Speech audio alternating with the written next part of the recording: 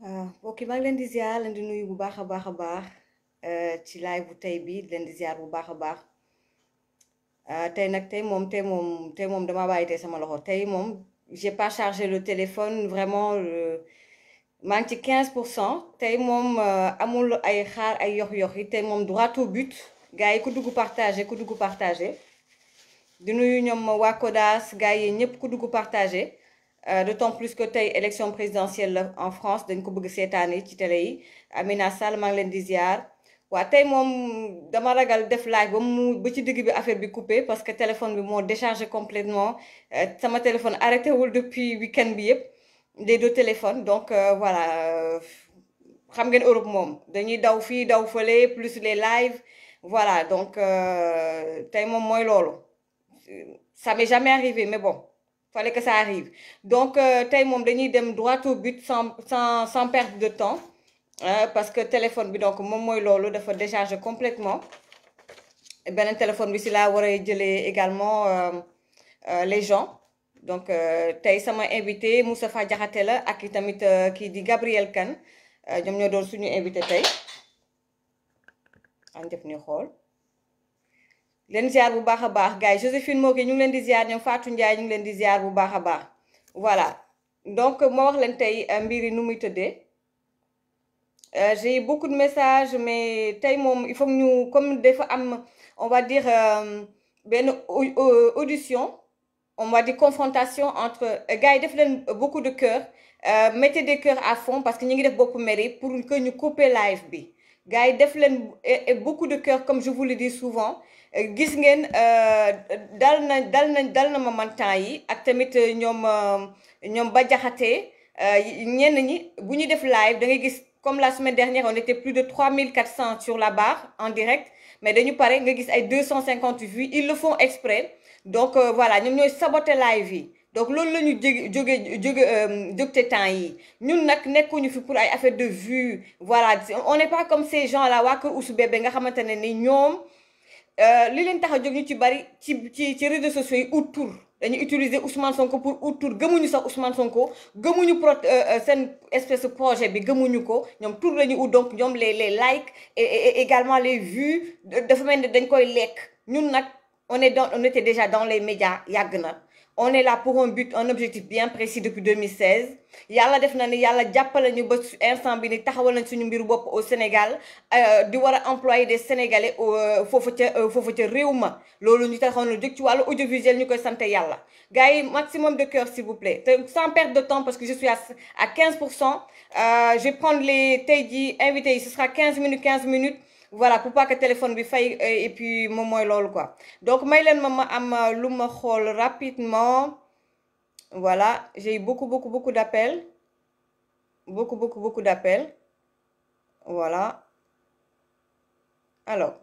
xaar leen ma xool am na ay notes yu ma jëloon c'est très important ma jox leen voilà li nga xamante ne moom mooy tey lu ñu fas yéene waxtaan voilà alors donc tey dinañu ñëw ci li fi jot a xew yëpp ak également Adji Sarr nan lay waajalee maanaam jàkkaarloom ak Ndeye Khady Ndiaye jàkkaarloom ak it Ndeye Khady Ndiaye jàkkaarloo boobu dina sàppaaral lool xaaral dafa mel ni moom moo may kii nii léegi je suis en live may leen ma tuuti rek dafa am ku may waxal c'est important voilà Françoise yow xam nga ma ne ko Françoise yow xam nga aji la ñuy waxal nii je te colle après inchallah gars yi may leen ma tuuti rek voilà gars yi may leen ma tuuti rek kon ñu dem droit au but voilà droit au but sama gars yi tey xaar amul tey voilà ñu jël rapidement voilà donc tey Adji Sarr daf ma yóbbante ci yéen sénégalais yi gars yi def leen maximum de cœur ngeen partagé voilà na mbir yi leer kon nag Adji Sarr mi ñëppi coow macha allah mi yëngal dëkk bi mi Oussou Bébé peur Adji Sarr moo war a jàkkaarloo ak Ndeye Khady Ndiaye alxames nan la koy préparé Emine Ndiaye maa ngi lay nuyu nan la koy préparé man yóbbante na ma démb waxtaan naa ak moom yóbbante na ma ci yéen sénégalais ak it yéen waa kër Sonko waa kër Ousou Bébé am na lu mu wax ak lu mu wax ci yéen kon ma daal di tàmbali d'abord ci li fi jot a xew li ma bëgg wax dafa bari mais il me reste 15% foog ma résumé ko gars yi maa ngi fiy dégg ay mbirum ay audio avec un gars bizarre que j'appelle le guignol parce que pour man c'est comme un guignol parce que nu muy yapparee ak c'est-à-dire que ay manière am ak bët yi nu mu koy weraxlee je l'ai regardé et je pense que am na benn ku nekk ci internet bi donc j'ai oublié son nom Serigne Am Pastef il a fait un commentaire là-dessus et on a le même point de vue en fait dama ko xool muy ñamax yi ak nu muy def bët yi ma ne kii psychologiquement il est instable en fait vraiment du ay affaire de roube dañuy waxtaan man dama ko xool ma ne kii il est pas normal en fait psychologiquement waa ji taxawul en fait y a quelque chose donc man ñëpp xam nañ ne waa kër Sonko yi duma leen liir duma leen seetaan duma leen lijjanti da dama leen a xam yéen ci fii ngeen doon riigu ci sama plateforme tous les dimanches jeudi ngeen mi commencé di ma woo naan ma dimanche waxal ci lii dimanche waxal ci lële dégg nga ñi ngeen di gis seen liveur yi ngeen di gis ñëpp 90% yi dimanche lañ doon ñëw di ma ñaan 5 minutes pour dugg ci samay live kon man dama leen a xam Ousmane Sonko ma xam ko bu baax ñañuy soi-disant di gérer sa communication dañ doon waxtaan je les connais diaspora bi ñi leen fi nekkal je les connais kon man je sais que vous êtes dans la manipulation man awma jotu di leen seetaan parce que je vous connais xamante nañu réseaux sociaux yi man ak François Hélène Gaye ñoo leen ci jiitu ñi doon ñëw di saraxo pour ma dugal leen live du ñooñu ñoo may jomal kon man awma temps di leen seetaan donc Françoise ñëpp mën nañ ma témoigner lu bari duma ko yëg donc man le gars là la fa ma guignol la di ñamax-ñamaxi nii ma ne mais qu'est-ce qui se passe première fois ma nekk au courant c'était l'affaire de Françoise Hélène Gaye defe naa première fois mu gisante ak Adji Sarr ak yu demee noonu coow li ma seetaan live Françoise gis extrait waa ji di ñamax-ñamaxi mais comme elle l'a complètement c'est-à-dire daf ko barbecue c'est-à-dire Françoise dafa jël le guignol daf ko weer ni géej c'est mieux que ça daf ko def barbecue daf ko def yàpp ñu mariner ko mu teg ko ci grille bi ñu di ko barbecue waa ji il est en train de ramer je me suis dit que il va fermer sa bouche maintenant il va se taire parce que on l'a mis devant l'évidence il est en train de mentir c'est-à-dire le gars dafa doon fen da doon sos mais de manière effrontée et quand je regardais sa vidéo buy sos da ngay xool bëtam yi ak comportement nga xam ne kii ngi sos c'est-à-dire que François dala woon carrément da ngay sos le gars il est dans le déni ma ne kii son cas est irrécupérable mosoon naa ko xool benn vidéo am sur YouTube il parlait de Ndeye Ndack ak je pense ancien tigre de Fass Mbaye Gueye muy wax ci ñoom xawma lan soirée xawma lan dugg fi génn fii extrait la mosuma seetaan live am ça m'intéresse pas alors ba ma xoolee live Françoise ma gisaat également sur mon fil d'actualité les gens qui ont partagé le var de Françoise li ñu ko tontu ak moom la mu wax xam nga bu ngeen di dugg ci benn vidéo après on te suggère d'autres vidéos et quelle a été ma surprise ma gis beneen extrait de ce guignol avait invité qui MC Niass di ma sosal man Mati Fall MC Niass man ngay sosal MC Niass ñaari yoon laa wax ci yow MC Niass téléphone ba dafa mel ni mi ngi bëgg a fay ñaari yoon laa wax ci yow MC Niass ñaari yoon laa mos a wax ci yow gars yi may la ma tuuti ma kii ñaari yoon laa mos a wax ci yow MC Niass dama am lu ma doon seet ñoom Cheikh Mamoun Insa ak ñoom Ahmed Khalifa Niass ñooñu laa ci doon seet te booy xool sax yow dafa mel ni yow Ahmed Khalifa Niass ci boppam ngay dem a toppandoo te waajale ëpp buzz gën la cultiver gën la jantal gën a xam ni ñuy buzzee gën la maîtriser communication gën la intelligent yow nga ne di ma citer man ak Françoise Hélène Gaye ne ñun ñii dañuy fay di ñu virer xaalis tous les mois fii ci Europe kon man am naa ñàkk fayda gu day ni di yappari tous les matins dem di liggéeyal nasaraan bi di dugg ci neige bi ak taw bi fii ci Europe alors que waa état bu Sénégal ñu ngi may fay xaalis chaque weer di ma virer xaalis yow MC Niass demal dinaa la porter plainte dama lay plainte yow MC Niass xam nga lu ma bëgg MC Niass moom mooy yow ci sa bopp dama bëgg nga génne les preuves des virements bëgg naa la fañ ma doon viréel xaalis ma génne les preuves man Maty Fall compte ya ma am ci benn banque laa moom laa nekk di bu ma nekk ci réew mi ba tey benn banque laa nekk man jarul sax may yónnee samay document ñay attekat ya laa bëgg nañu jokkoog sama banque directement ak responsable ya ñu jël man samay lépp sama ñaari compte bancaire yépp samay relevé bancaire yeeg lépp lu ñu soxla pare naa pour jox leen pour l'éclatement de la vérité nee nga man la ñuy corrompre man Fall à mon âge yow MC Niass loo ma xamal MC Niass nga ne man la ñuy virer xaalis chaque weer état bu Sénégal man Fall di nga génnee virement yi di nga génne document yi di nga génne les preuves yow MC Niass duma toog ba heure bii de la bàyyi nga naan yaa ngi may yàq te mënoo ma sax yàq yow falaa toog seetaan la ma ne kon kii en fait li nit ñi di wax kon c'est la vérité kon yow da nga jël mbir mi def ko fond de commerce kon yow en fait yow kapoo nga kon yow kooba nga na ma yàlla baal kooba nga tey wooruma suba lay woor kon damay salañi ma ñëw ci MC Niass yow ñëpp a ngi lay seetaan di la xaar gars yi nag ma xamal leen benn affaire MC Niass dafa enregistré Adji Sarr nee na enregistré na Adji Sarr MC Niass ci boppam jàpp leen li ma leen di wax nii ngeen takku ko téere MC Niass dafa enregistré ay homme politique ñi bokk ci nguur gi ay autorité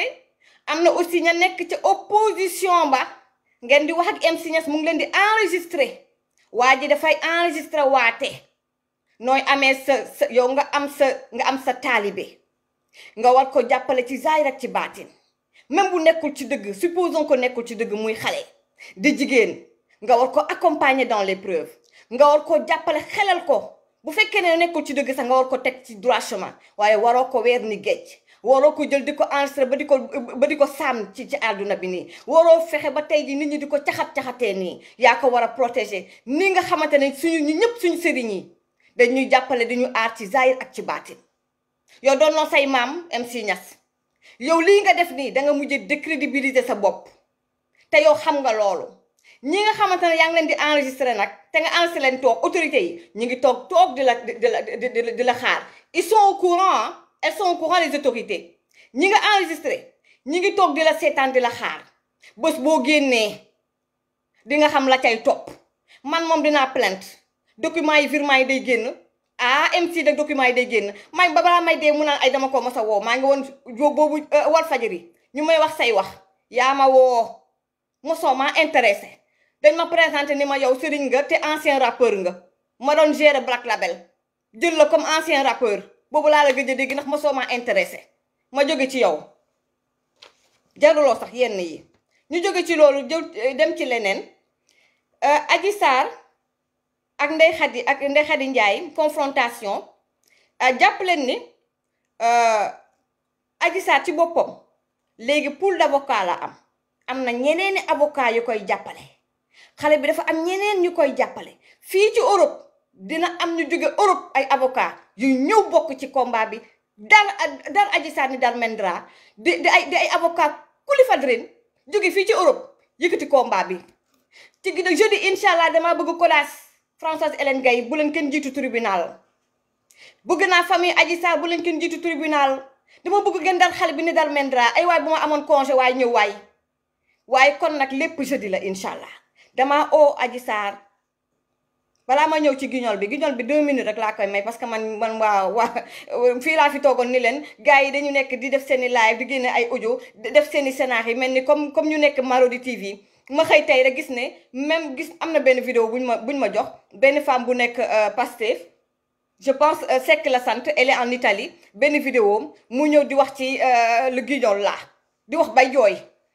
jooy donc même activistes yi ak ñeneen ñu nekk Pastef intelligent mënuñu supporter le guignol nee nañ mbir mi ci boppam daf leen a metti kon ma ñëw ci Adji Sarr daf maa yóbbante ci yéen xale bu jigéen bi ñëpp yi wër macha allah su ma jógee ci ñoom ngeen may ma tuuti rek ma am tuuti lu ma wax Ousmane Sonko ndax am na yu bëri yoo xam ne Ousmane Sonko ñu bëri def ñi mu àndal xamuñu Ousmane Sonko dafa am lu mu leen di nëbb waxu leen lépp Ousmane Sonko mi doon dem Sweet Beauté dégg naa dana julli fajar bu jullee fajar ba pare julli fajar mu yolos dem ba Sweet Beauté. Ndeye Khady Ndiaye ne këpp Adji Sarr yeewul mu ne leen lan la damay nelaw lu xew ay waay Ndeye Khady lan la ñu ne ko yeewul Ousou Bébé ñëw na nee na dafa bëgg xooju ci biir jacuzzi bi. da daan yeewoo 5 heures du matin julli fajar ba pare nam tànk yi dem ba Sweet Beauté ñu yee Adji Sarr ñuy kottante ca biir jacuzzi ba ma may leen tuuti rek yóbbante Adji Sarr. Adji Sarr ci boppam mu ne ma Tata Maty dama bëgg nga laajal ma Ousmane Sonko ay waay face à face bii mu ne ma laajal ma Ousmane Sonko ci boppam le 21 décembre entre 13h ak 14h Ousou Bébé ñëw nga foofu ca Sweet Beauté def ngeen séance foofu ca jacuzzi ba am na benn affaire bu doon xuuj xamat benn affaire bu rouge bu doon xuuj xamat di ko xuuj xamat yow Ousou Bébé tu as tilté da nga à un moment donné tu as demandé à Adji ne ko lii mbaa du caméra mënoon ngaa xuus foofu rek laa yem ak yow ma répété ko le 21 décembre ñëw nga pour Adji Sarr pour ñu jacuzzi la diggante 13h ak 14h am na benn bouton bu ruub am benn affaire bu doon xuy xamat sa xel teey nga ne Adji lii mbaa du caméra foofu laa yem ak yow am na lu lay xaar procès te yow xam nga ko moo tax bëggoo jàkkaarloo xale bi mu laaj ma ni ma mu wax ma ni ma 2 février am na benn scène bu dox sa diggante yow ak Adji Sarr te xam nga loolu doo ko nettali kenn ba ñu wax mbirum robe rouge boobu da nga waroon juboo ak sa soxna si ñaareel bi defe naa nga bàyyi ko foofu ñëw ci Adji Sarr di ko fa jëw naan ko mbaadu yow séeréer bi lan nga def ci bouteille yi xawma loo ma def maa ngi nekk ni war a nekk di juboo ak sama soxna mi ngi sol benn robe rouge ma ba ko fa ñëw ci yow séeréer bi loo def sa bouteille da nga yëngal sa bouteille yi xawma loo ma def. Adji Sarr kon mooy sa seytaane kon yéen waa kër les Sonko boys yéen waa kër Ousou Bébé di wax naan Adji Sarr naan caga bi ngeen baal ma ci wax ji naan xale buy jaay boppam waa kon Ousmane Sonko la muy def Sweet Beauté Ousmane Sonko ñaata yoon la ko Adji Sarr maase kon moom lan lay def ak caga bi moom Ousou Bébé mu sell mi seen yaakaar tey ak ëllëg lan lay def ak caga bi kon moom mbaa du dafa am problème ak caga ji kon yéen bu ngeen di xas Adji Sarr xoolaat leen la ngeen di wax ndax jour procès ba vous allez vous sentir tout petit ñu continuer moom ci boppam ba mu dévierger Adji Sarr mu ngi ko doon wax loolu nekk lu ko métti le fait que mu dévierger ko amoon nekkatu ndaw lan la ko Ousou Bébé wax ne ko bàyyil ma sa affaire virginité yooyu dafa xewi Ousou Bébé qui es-tu ni ko xale yi di waxee ma laajte encore moom ci boppam nag mu wax ak moom Adji Sarr yéen sénégalais ak surtout féministes yi Adji Sarr nee na leen bés bu ñu demee procès ba dëgg feeñ yéen féministes yi bu kenn ñëw di tudd turam wala di jéem a rapproché wu ak moom wala moom rek bu déggee turam ci benn féministe rek dina la porter plainte te su boobaa magu boppam lay doon ma bamtuwaat ko ñi doon traîner son nom dans la boue ñi ko seexlu woon ne duñ ko défendre féministe yi Adji Sarr nee na bés bu procès bi amee ba pare ba dëgg feeñ bu leen ko taas bu leen ko lijjanti bu leen tudd turam te bu leen ko jege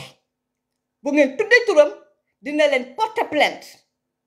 képp nag koo xamante ne ni danga ko traîner dans la boue bul ñëw di ko demander pardon ndax moom xam na li mu yor ak fi mu toog te xam na ne moo yor dëgg ma ne ko Adji Sarr naka ngay préparer jeudi bi Adji Sarr naka ngay préparer tey sa jàkkaarloo ak Ndeye Khady Ndiaye mu ne ma sérénité Tata Maty confiance totale ndax nit ki boo amee dëgg te nga xam li nga daj ma yàgg toog ci ruq di jooy kon tey lii c'est le moment ma toog jàkkaarloo ak juge bi wax li ma dund ñu dem procès ma jàkkaarloo Ousmane Sonko dëgg feeñ ma jàll ca leneen pour retrouver ma vie kon nag sama gars yi Adji Sarr bi ma wax démb elle est une femme mais une jeune femme mais combative gisuma daraay peur ci moom gisuma daraay ay xof-xofi jamais j'ai vu benn Adji Sarr sereine confiante